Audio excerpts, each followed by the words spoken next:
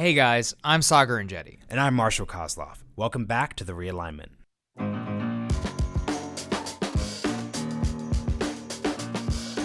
This week, we're excited to bring you our conversation about the populist left and the populist right's growing concerns about technology with Matt Stoller and Zach Graves. Matt is a fellow at the Open Markets Institute, where he studies the threat of concentration and monopoly power in our economy. He is the author of a new book, Goliath, the 100-Year War Between Monopoly Power and Populism, which will be released in October. Zach is the head of policy at the Lincoln Network, an organization which is focused on bridging the gap between Washington, D.C. and Silicon Valley. Over the last few years, we've seen a growing backlash against Silicon Valley tech companies, from the left and from the right. There are congressional inquiries into Facebook and Google. The Department of Justice is examining antitrust concerns in technology. And debates about the ethics of cooperation with the U.S. and Chinese militaries have taken on a lot of new relevance. For a long time, there was a narrative among policymakers that the success of tech companies like Uber and Airbnb, along with the adoption of extra governmental cryptocurrencies, left government in the backseat. As any tech CEO facing congressional hearings and subpoenas now knows, though, that's very much not the case today. This all seems to be driven by a negative change in attitude towards technology companies, which are seen by some as monopolies and malign actors. As the fast-growing and most innovative sector of our economy, big tech must learn to navigate these new Washington power dynamics. When we talked with Matt and Zach, we covered the origins of the big tech backlash, whether focusing on biased accusations against social media and search companies is productive, the role that tech will play in a great power competition between the US and China, and whether or not tech company innovations have played a constructive role in the American economy. Let's dive in.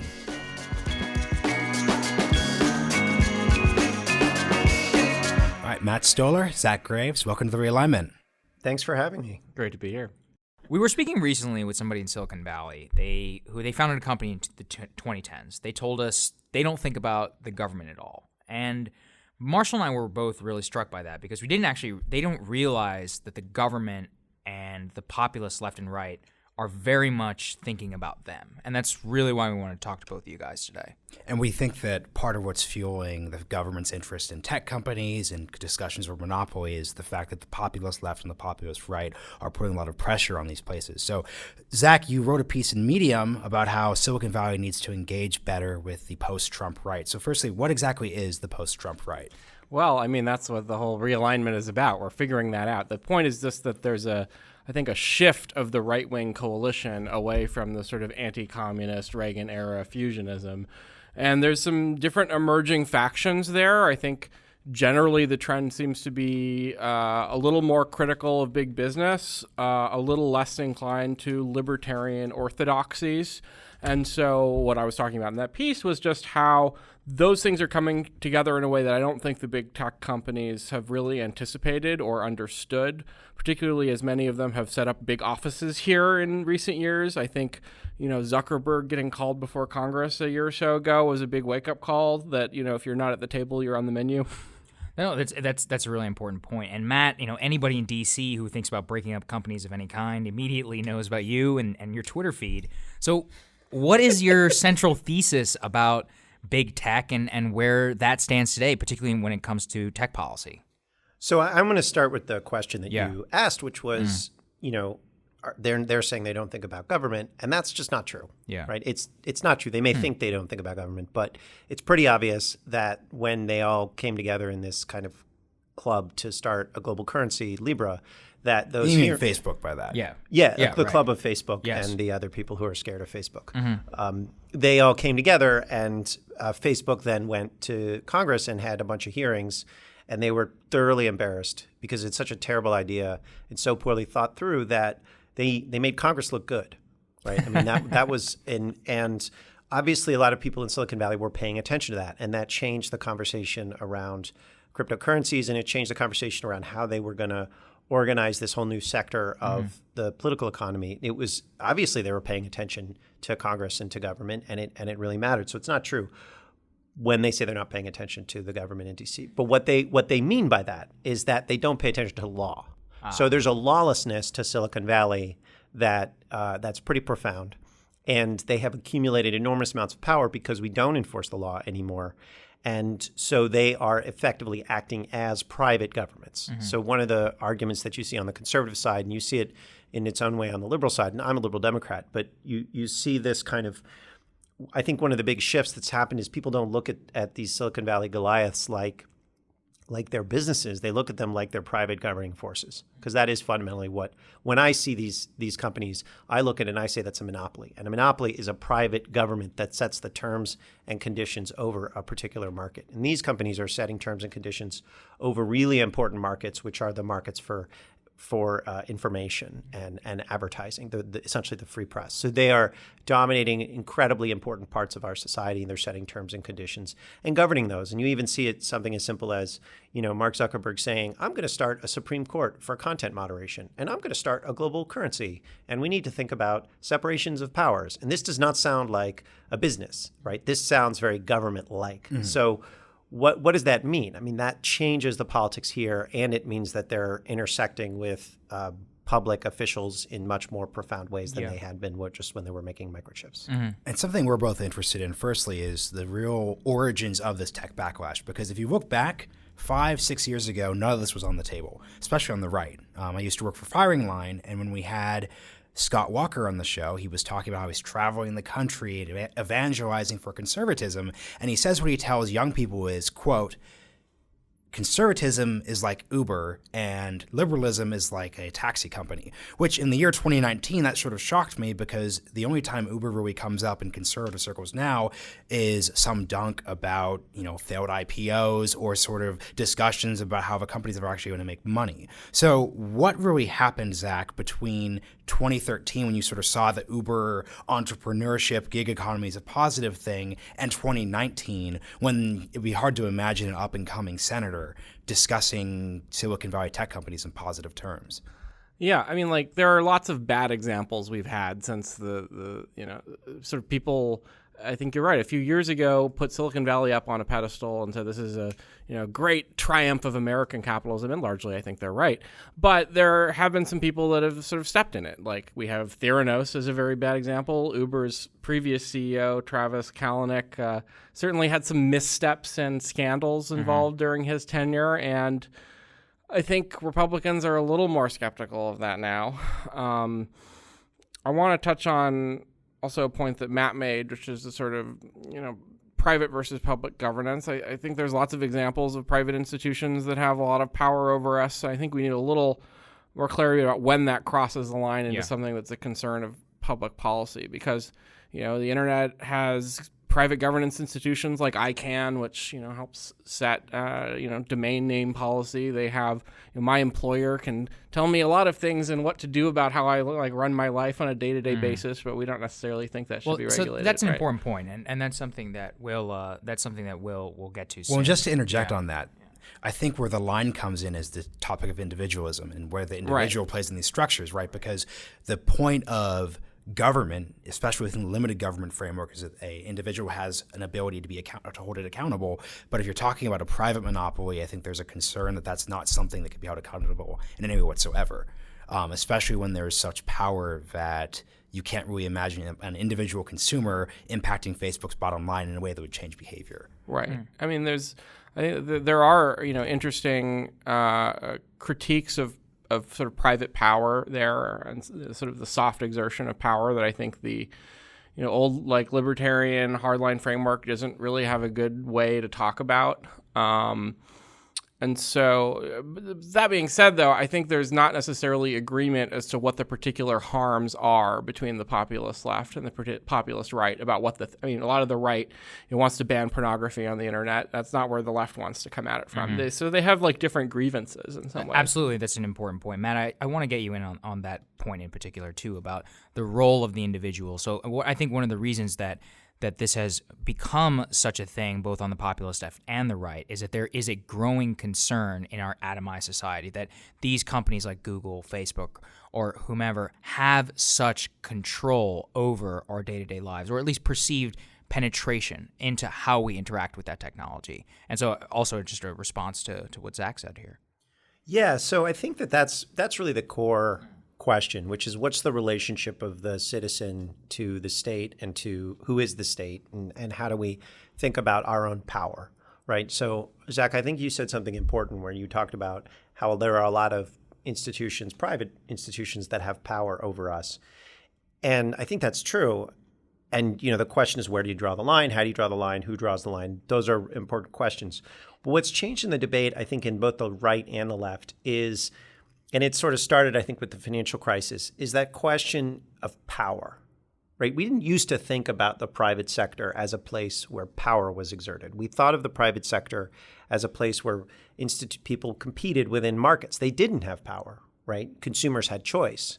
Right, that's the idea there is if you're a consumer, no one has power over you because you can always choose another option to buy or a good or service.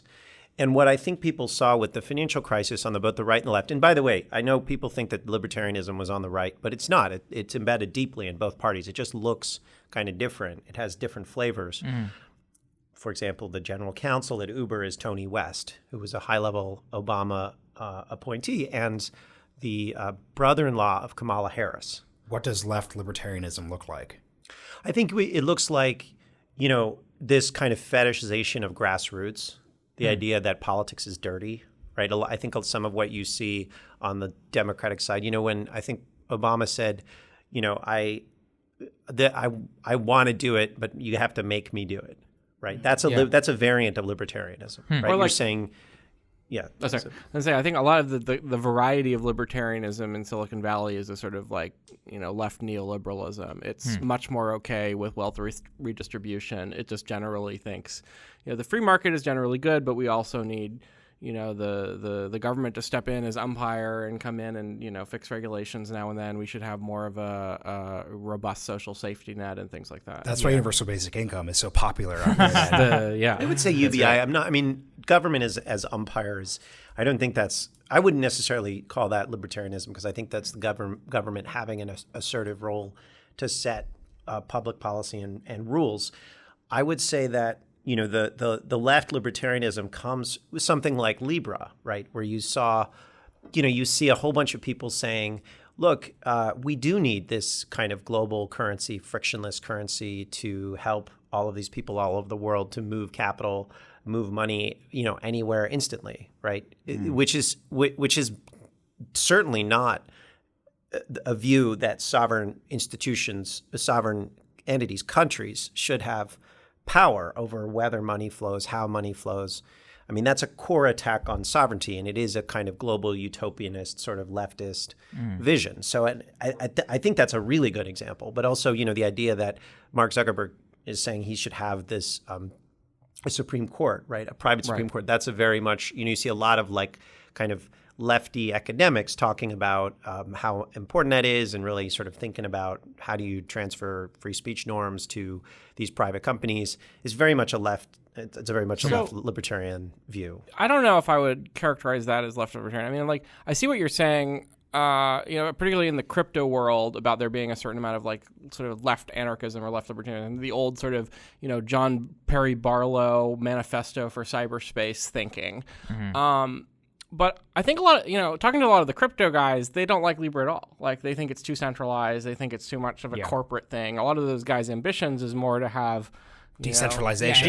And just to explain here for anybody who doesn't know, Libra was the semi-cryptocurrency that was proposed by Facebook in order with the ultimate goal of replacing a global payment system and a reserve currency. And the cryptocurrencies would be much more in favor of something like Bitcoin, which is a decentralized P2P system, which does not have inherent control. But they're both basically non-dollar ways of creating private currencies. They're private currencies. Which goes to your core argument, which is that is an attack on sovereignty itself. But I think this is also interesting because what I wanted to get you on in here, Matt, was where did the populist left backlash on tech come from? I have a quote here from 2011, President Obama's State of the Union address. America is, quote, the country of Google and Facebook. It does not get more celebratory than that. I think, like you said, it was the peak of American capitalism, the highlight of our society. That is not something you would imagine from a Democrat today, or at the very least, they would be talking about, and there are concerns about this. In the mainstream today, we see it on the discussion around Russia and elections, but what is the root in the populist left of the tech backlash? Well, I think you do still see some Democrats and Republicans talking about, Google and Facebook with pride. It's a little bit, you see it a little bit, a lot less, but you still see, this sort of sense. Shouldn't there be a bit of pride? I mean, it's a great search engine. Yeah. No, you said pride in a way. Yeah. These are not companies to be proud of. The technology is wonderful, but the technology these are largely financial holding companies that have captured control of these technologies. There's incredible innovation among the engineers, but there's the guys running these companies at this point they're financiers. They're not actually producing anything. It's like, should you be proud of, Bob Iger at Disney for, a great Disney movie? Like, no, he didn't do those movies. Like, he is, he's financializing, right? He's like Peter Thiel now. Yeah. Well, his job. That's coming soon. What you're seeing is the backlash is coming because, traditionally the best of America has been in protecting the people that produce things, the engineers, the workers, the farmers, artists, from the financier and the monopolist and the aristocrat, right? On the left and the right. That's why. What's an example on the right of that? Well, I think you saw, Henry Simons would be an example in the 1930s at the University of Chicago, a positive program for laissez-faire. Or, you saw a lot of, the Republican Party in the 19th century was very much trying to protect producers. I think you saw, there's even some stuff in Alexander Hamilton, the Report on Manufacturers, which was about protecting the ability of the U.S. to create gunpowder, right? Because the British had a gunpowder monopoly because they used sort of predatory pricing techniques.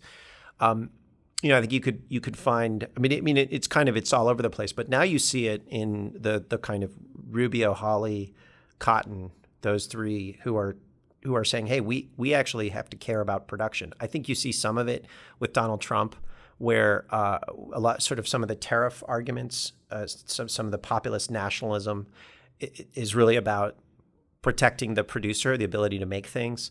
You see it in the national security world.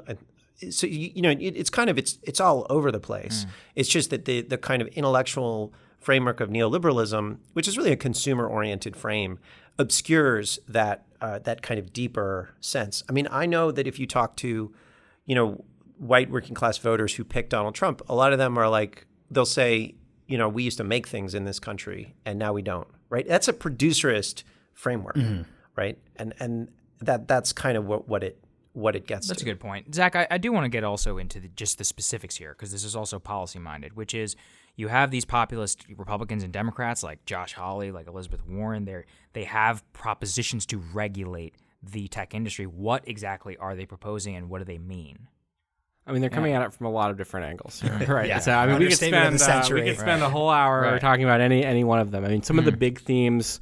Antitrust is obviously one of them. There's been a lot of talk in tech world about changing something called Section 230 of the Communications Decency Act, which provides a liability shield for platforms that are reliant on user-generated content.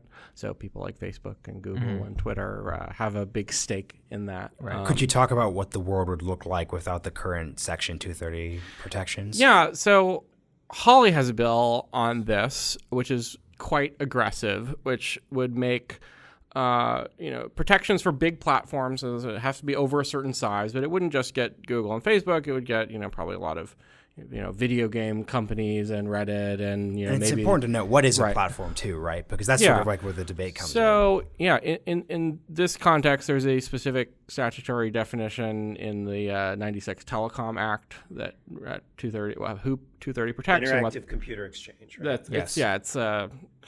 And they, this exempts some things like intellectual property. But so Hawley's approach is to sort of make this conditional on being audited by the Federal Trade Commission, have a supermajority of commissioners come in and say, you're okay, you're not politically biased, or you are politically biased. It's like the fairness doctrine. Get it? Yeah. Basically. Someone sounds like a libertarian over here. No, I think fairness doctrine is a good thing. Right. Oh, interesting. It's like the fairness doctrine. Yeah. When conservatives say that, it's an attack. Oh, so I okay, was thinking yeah. of that. Well, sorry. Right. No, go on. Not just 230. I know there are other. I other should things whistle out it there. and skip. Yeah. I was whistling and skipping. Well, the White House is considering an executive order that would police alleged bias on online platforms by empowering the FCC and FTC. So you just said alleged bias. Why are you putting alleged in front of bias? people they disagree- don't really have the authority to do that.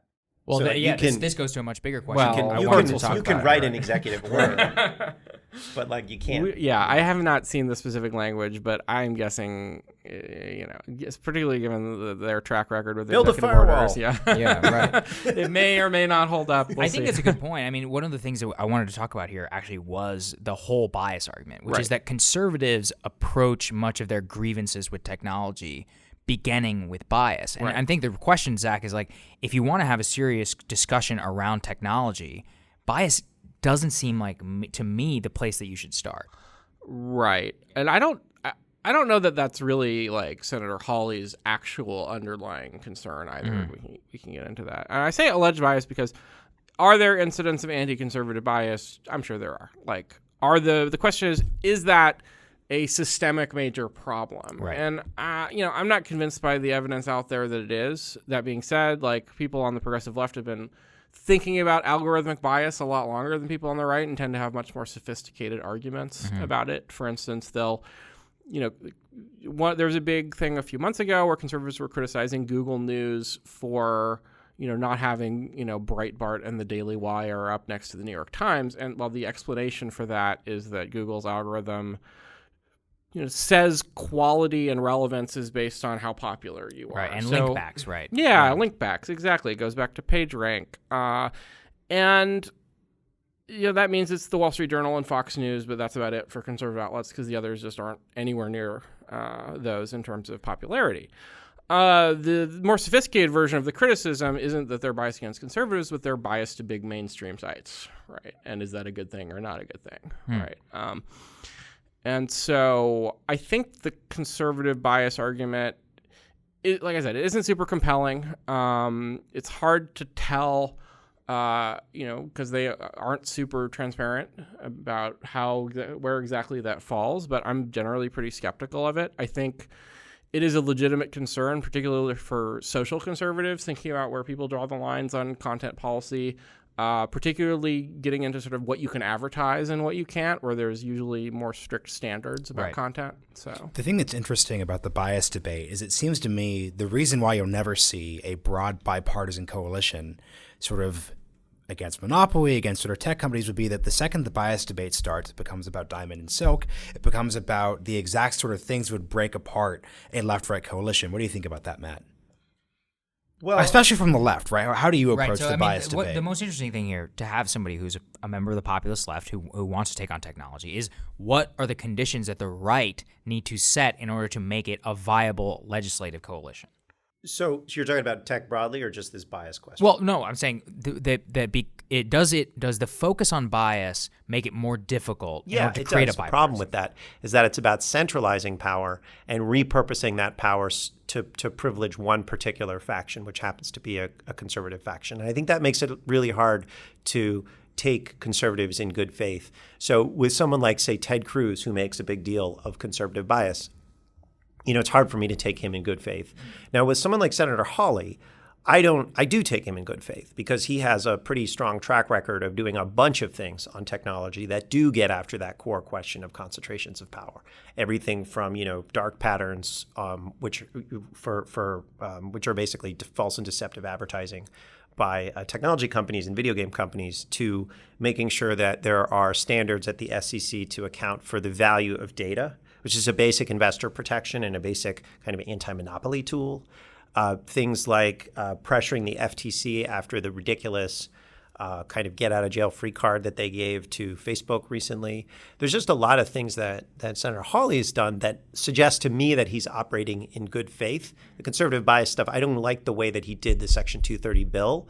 But I do think that, we have to figure out what to do about 230 because, basically the law was written to so that AOL could manage chat rooms in 1996. And now it's extending over all businesses in the entire economy. Obviously, we need to change that law. It doesn't make any sense. Now, the way that you do that, there are a lot of different arguments for how to do that. But the problem right now is that most of the academics that are making arguments to preserve Section 230 are in the pocket of Google. And so the debates are so bad faith because it's just protect Google's business model or in Facebook's business model, or, empower the conservative movement to bully algorithms in a centralized way. And you're not going to get the populist left on that. I think you're going to lose a lot of populist right on that too, because it's not the real problem here. Mm-hmm. I think there's a looming, to a broader discussion point, there's a looming sort of feature of this debate, which is great power competition with China. Recently, Peter Thiel has come up in this conversation, obviously has accused Google of basically being infested with Chinese spies, especially in their artificial intelligence sections. What do the two of you make of that argument, especially on the national security side? What do you think, Zach? Well, I mean, it's not just, I think, Peter Thiel. I think there's a lot of people in Silicon Valley that I've talked to, view Google in a different light after some of the stuff with Project Maven that ties into some of this. Let's explain what Project Maven is. Sure. Yeah. It was work they were doing with the Defense Department to help with, I believe, computer vision. I think it was related to their TensorFlow product, but I'd have to go look up the details. And they had a sort of, group of activist employees kind of rebel against this program, and that the management decided to terminate. And there have been, since then, a number of other incidents at other companies and at Google several times as well. I think people were protesting Microsoft, I believe, for their HoloLens project and serving it to the military. I think Microsoft's response was basically that, we appreciate your concern, but we're a patriotic company, so go pound sand, Mm-hmm. And Google and Facebook and some of the other younger companies seem to have, they seem to be letting a lot of the sort of activist employees sort of run the show a little bit more. And so Peter's concern, right, is that Google is not a patriotic company because it chooses to pursue projects with the Chinese government, or at least companies is more open to cooperation with China, and at the same time is not working with the United States military. Exactly. Yeah. I think they see them as sort of, how should I put this? Like a lot of, so there's definitely like a lot of the sort of folks that work with the U.S. government in Silicon Valley, of which there are some. I mean, Silicon Valley has deep roots in the sort of defense sector and working with DARPA products. Yeah, exactly. Like people talk about it as a sort of libertarian, like Ayn Rand protagonists forging something from nothing. DARPA products, yeah. Right, yeah. If you hold up, Silicon Valley burst forth from Zeus's hay. Right. The brow of Zeus. Untouched by nature. Right. Well, I mean, the history in a perfect vision, sorry. I'm just mad that you didn't like my build a firewall joke. Oh, I know. That was a great joke. No, it was a good one. Sorry. You were saying. I was saying, if you look at your smartphone, a lot of the core foundational technologies there come out of government programs, whether you're a communist. Just a realist, right? Well, I know, and I think this is interesting, Matt. I mean, one of the most interesting things about you is that you are you're on the populist left, but you are a big China hawk. And I mean, how is your thinking intersecting whenever it comes to these things like the Google's Maven project? I just love when you say one of the most interesting things about him is, oh, stop. Yeah. Oh, stop. Go on. I'm a professional interviewer. Yeah, so, okay. I mean, I look at China and I think that they're like Nazi Germany in the 30s, right? We have really serious problems, and we're actually we have massive dependencies on China. I don't really know what to do about it, but I do look at them and I think that we have we have a really serious problem with an expansionist fascist power that wants to undermine a whole bunch of things that I care about in America. And I think you have Silicon Valley is a massive, these dominant monopolists is a massive national security risk because they are fundamentally lawless and they have no allegiance to kind of Western liberal democratic norms. So, why is that? I think it has to do with this sort of kind of weird libertarianism. I mean, they really just don't believe in national boundaries. I mean, Mark Zuckerberg said to Xi Jinping, this was reported in the New York Times a few years ago, that he offered Xi Jinping the honor of naming his first child. Right? This is a guy that really wanted to get into China. Right? And this is the guy that we've decided, let's put the entire communications apparatus or social networking of the entire Western world in his hands. It seems like a problem. Right? How's the left approaching the China debate? Because I don't really hear China hawking left that much, especially in the context Well, I just want to say something mean about Google. So just of course, hang on a second. Hang on a second. Yeah, that's of course. Just hold on. I'll get there. Yeah. Google establishes an AI center in, I guess, like Shanghai or Beijing, and they're putting a lot of resources into research in China. And then they say they want to work with the U.S. military. And I think that's really dangerous. And I don't think it's because, they have some activist employees, but I don't think they care what those activist employees say. I think they don't want to work with the Pentagon for other reasons. I'm not sure what they are, but I suspect it's probably because they don't think that the work would be profitable enough. At any rate, these companies are, I think that they are really dangerous. I suspect they probably are infested with Chinese espionage agents. I would, if I were a high-level official in the Chinese Communist Party, I would certainly try to get people inside Google. Why wouldn't you? So I imagine that's the case. Well, I mean, Thiel's argument was also that they were advertising that they were doing a Manhattan Project on AI or whatever they were calling it. Well, no, and so Peter's argument, which was let's not overstate. These are lazy companies. Like Google and Facebook are insanely lazy. And, the engineers, this is the problem when you don't have competition. Like, they're not very good at things. Like Google did awesome work in the late 1990s. But really, since then, they've been buying up other companies and they've been spending time sort of playing pricing games and trying to improve their ad tech services. But mostly, what does Larry Page do? He thinks about like, how can we deliver internet access through like large balloons? It's like, come on, that's ridiculous. If you actually force them to compete, they would be improving their systems and their products, and they haven't done that for quite some time. I mean, you look at Facebook; it's a worse product today than it was 10 years ago. Zach. I mean, like X has generated some cool stuff. What's X? It's their like moonshot factory that I think you were alluding to. Like Waymo came out of that. It's a big self-driving car company. They've done some like smart contact lenses. Well, wait, hang on a second. Yeah. Self-driving cars don't exist. There's a lot of press releases. I've ridden in one. They totally exist. Yeah. No, like Epcot-style self-driving cars exist, but actually being able to – I mean, this is the problem when you don't actually have to run things in markets, right? When you just have a money-printing machine from a monopoly, they're essentially directing the money that used to go to journalism to really cool experiments in self-driving cars that don't actually deliver self-driving cars. On your journalism point, you're referencing the fact that Google's ad revenue spend tends to take from money that would have gone to publishers in the past. Yes, they have $116 billion of revenue, like in I think it was the last year, and that's coming from what used to be journalism, right? Mm-hmm. So now we have a whole bunch of cities and counties. 2/3 actually of American counties have no daily newspaper anymore. And one of the things you find is when a town loses its newspaper, its borrowing costs go up because there's an increase in the level of political corruption. Well, so this is something. This is something that Marshall and I focus on as media fellows here, which is that. How is it that we go forward, right? Because it's not just Google and Facebook, which brought down the modern business model of journalism. It was also Craigslist. I mean, Google and Facebook are fundamentally better ad products than what a local newspaper used to be in terms of targeted advertising. So I think, Zach, the question is, is it fair necessarily to blame Google and Facebook for creating a better ad product? And how should we be thinking about how to save journalism in the future?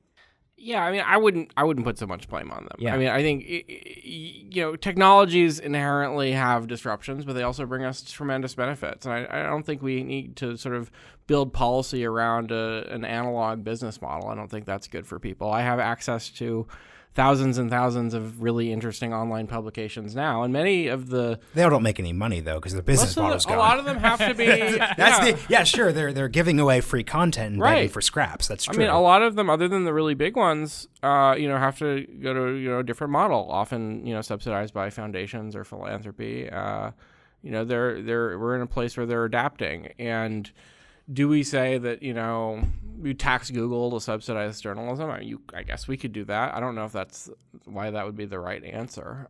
No, and I agree. My point isn't to say that I think the government should intervene in the journalism sphere. I'm just saying that there's the notion that thousands of publishers are succeeding in a world where basically an online ad gets you 0.00001 cents is not true. That means that competition is working, though. There's lots more competition for online, products that people consume. A lot of people are, there's more content in my Twitter or Facebook feed from different articles than I would read if I didn't have Twitter or Facebook. Right. Well, here this goes to a bigger question here, which you were alluding to, Matt, which was about innovation, and it was about this is another theme from the Peter Thiel discussion, which is that we were promised Star Trek, and we might have the Star Trek computer, but we're not actually living in a Star Trek world. We don't have flying cars. We don't have transportation. No replicators. There's no replicators. Yeah. There's not a lot of the. I think he calls in the world of atoms, and in the world of atoms we're not doing so well, but in the world of bits that we're living in that Star Trek universe. Right. Matt, how is it that we could get to a Star Trek universe? So I would just say, I don't think that. I think there's a lot less competition particularly in local news than there used to be. There's a lot less journalism. I mean, you've laid off, half, 2/3 of the industry, something like that. So it's so you might, you can certainly get a lot of websites, right? But that doesn't necessarily mean you're getting, if you just go to, the state houses or the city halls or the courts, there used to be journalists there writing down what happened, and now there aren't, right? So that product is gone, and I think that is 100% because of the shift that took place to concentrate power in the hands of Google and Facebook, right? And that we didn't have to make that shift, and we can reverse it, but we've made that shift. In terms of the capacity to innovate, let's talk about what we've destroyed, right? Because I think it's important to recognize that not only are things not better today, but they're actually worse. I looked at the U.S. trade representatives' hearings on the new China tariffs, where all these companies come and trade associations complain about, well, don't put these tariffs because it's going to hurt our business. And it was like everyone from optical scanners to wedding and prom dress makers to iRobot, robot maker. They were saying, we cannot make these things in America anymore. There is a loss of productive capacity. And I bring up Boeing because airplanes, the gift of flight, is something that is remarkable. And the idea that we can't make airplanes anymore in the U.S., what a loss for us as a society. And there are a lot of reasons for that. Mostly they have to do with the dominance of finance over production, right? It also has to do with a lack of competition, as you saw, some mergers in the 1990s. But you see that in every area of the political economy. It's systemic at this point. So whereas the last place where there really was competition was in the online ad space and the technology space, largely because of the Microsoft suit, there hasn't been a real antitrust suit for a really long time. And you have seen roll-ups in every sector. And so you're seeing not only not a lot of innovation, but also a collapse in capacity. And it's incredibly scary and dangerous. In the sake of fairness, Matt, just to go back to the journalism point, there are rumors, actually there's pretty much an announcement that Facebook is going to be paying publishers to host news content on the site. What's your reaction to that? Because there's an argument that Facebook, because of how powerful it is, how much profit it generates, it's capable of subsidizing those sort of activities. Well, I would just say that, conservatives have a legitimate argument about government-funded news, right? Which is the government's going to fund news, and it's not necessarily going to fund news that's going to be skeptical of government, right? And I think you see the same problem here, which is Facebook is they're not going to certainly they won't finance, say, The Guardian, which exposed Cambridge Analytica.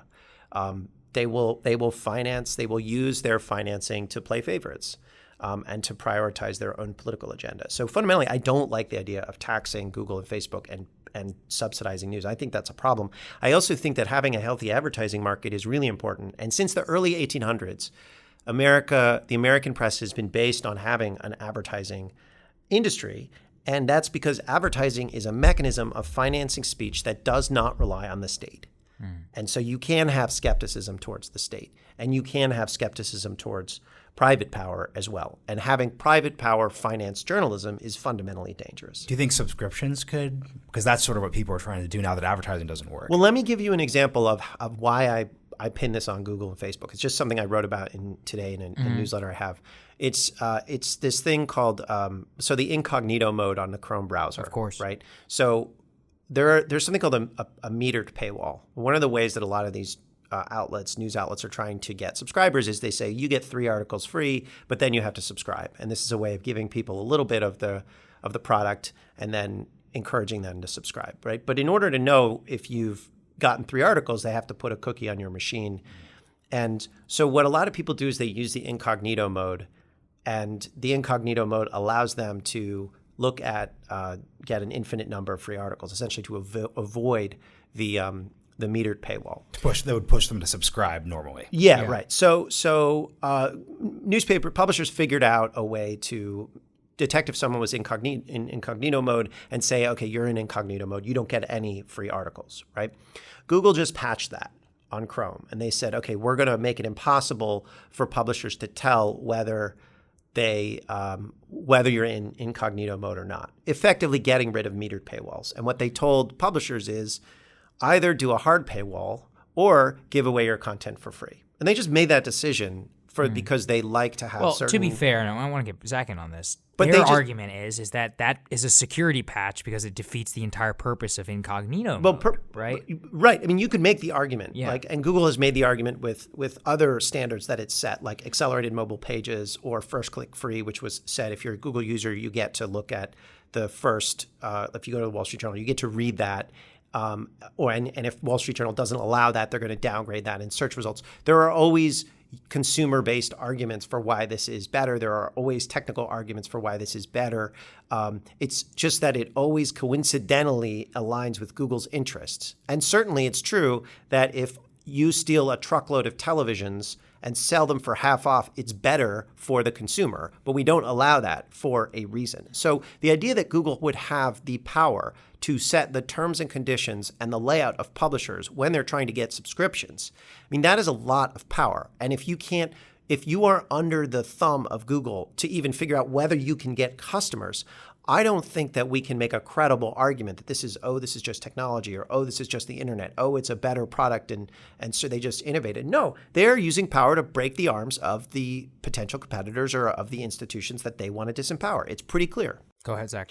I don't know. I mean, I'm sympathetic. No one saw that coming. Weird. Weird. I don't know. I'm sympathetic more than some libertarian-leaning people about arguments around soft power. I think in many ways this whole sort of post-Trump moment is shifting from an analysis of sort of like rights and laws to an analysis of power dynamics, which is super interesting. And Hawley and people like that get that. But that being said, I don't know if publishers have a right to a certain business model that browsers have to sort of cater around. I'm sympathetic to the argument that it would be nice if there was more competition in that space and that might provide a viable option. But, I don't know if the news industry... There, we agree. I'll take yes for an answer. We should have more antitrust. I agree. Yeah. Google should be broken up. All right, we're done. That's actually well, good. I don't know. I don't know. Why is that the right answer? Why does sort of separating Instagram from Facebook make them better? Well, if you separated Chrome from search, then there wouldn't be the incentive to use this kind of power. Like, because what Google is doing with its Chrome browser, I mean, they certainly, I think you can make arguments for why it's a good idea. And you can also make arguments for why it's does self-serving. Safari do that? Does Firefox do that? Well, I think it's a different question. I mean, I think you can certainly make the argument for why it's a good idea, but you can also make an argument that it's no doubt conflicted, right? Mm-hmm. So if you separated out Chrome from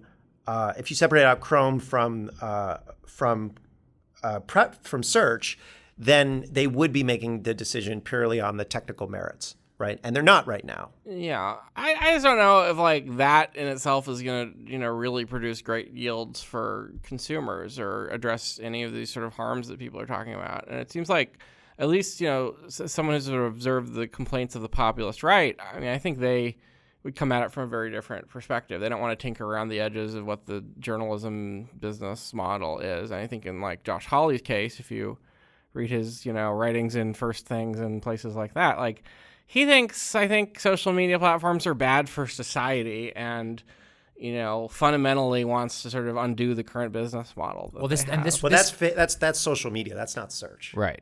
Right. So right. And these are important distinctions. And this is also ultimately what we wanted to get at here, which is like, what are the fundamental populist left, populist right concerns? I mean, we're running out of time. So one of the real things that we wanted to get to from both of you was, put on your hat, Matt, where you want to see the tech industry repair its relationship. Like put on the hat of the other side. What would it take for the tech industry to repair its relationship to the populist left without a government intervention? Well, I don't think that there is a necessarily antagonism. First of all, I don't speak for the populist left. I guess we should say that. I'm known as the guy that's like Obama was a bad president, and that's just not where they are necessarily. And I am also not a socialist, right? So there's definitely, you've got a socialist vibe to some of that. And then you got kind of a bunch of people who are populists. But I'm sorry, I kind of spaced for a second. How could the tech industry repair its relationship? Let's just distinguish between tech executives and kind of the industry writ large. Because I think that really the engineers have different views than the executives, right? So Larry Page is just in a different position than a lot of the engineers who came to Google because they either applied for jobs or some of them they were bought out. And I think that what you find, I think there's a lot of support within Silicon Valley for breaking up these companies. I know that a lot of people, this is what Kara Swisher said, but she said, I know people at Instagram want to be spun off from Facebook. And I know that, she's the same thing with YouTube. They think they're carrying the company and so on and so forth. So I think that there's a desire to be liberated from these the financial holding company sort of overlords. It's interesting. And that's kind of what we're talking about is it's like if you want to create, you're prevented from creating because we have these kind of dominant lords over the entire swaths of the industry. At the same time, like a lot of the guys doing startups, just like their dream is to be like bought up by Facebook or Google. No, their model. That's not a. No one's dream as an 8-year-old is to sell their company, right? Like maybe their model is to sell, but that's not a function of that's not a dream, right? Mm-hmm. That's just like, I want to get rich. Maybe that's kind of, but engineers want to build things.